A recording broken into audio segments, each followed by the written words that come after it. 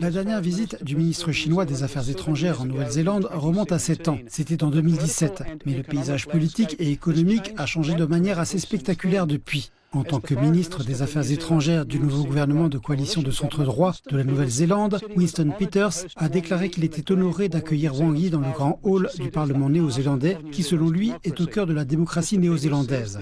Selon M. Peters, la rencontre bilatérale a été une occasion précieuse de réfléchir aux défis et aux opportunités à venir, en particulier après les perturbations causées par la pandémie de Covid.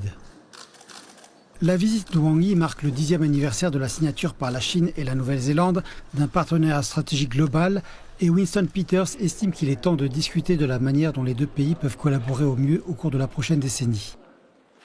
M. Peters a déclaré qu'il appréciait l'opportunité de coopérer avec la Chine sur le plan bilatéral et de travailler ensemble sur des questions régionales et internationales importantes pour les deux pays.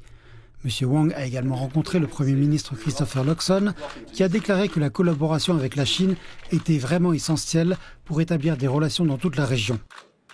M. Luxon a indiqué que le commerce bilatéral et les contacts interpersonnels avec la Chine étaient mutuellement bénéfiques pour les deux pays et que la Nouvelle-Zélande était impatiente de développer cette relation.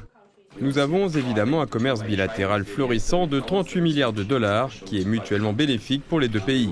Nous estimons également que nous avons de fortes relations interpersonnelles et que le fait d'avoir une communauté chinoise passionnée et dynamique en Nouvelle-Zélande a fait de la Nouvelle-Zélande un pays beaucoup plus riche et beaucoup plus agréable à vivre.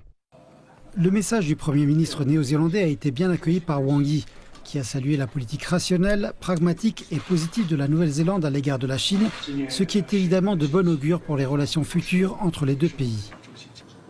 Je sais que vous avez toujours attaché une grande importance aux relations entre la Chine et la Nouvelle-Zélande et que vous avez également conduit le gouvernement néo-zélandais à adopter une politique rationnelle, pragmatique et positive à l'égard de la Chine. C'est quelque chose que nous apprécions vraiment.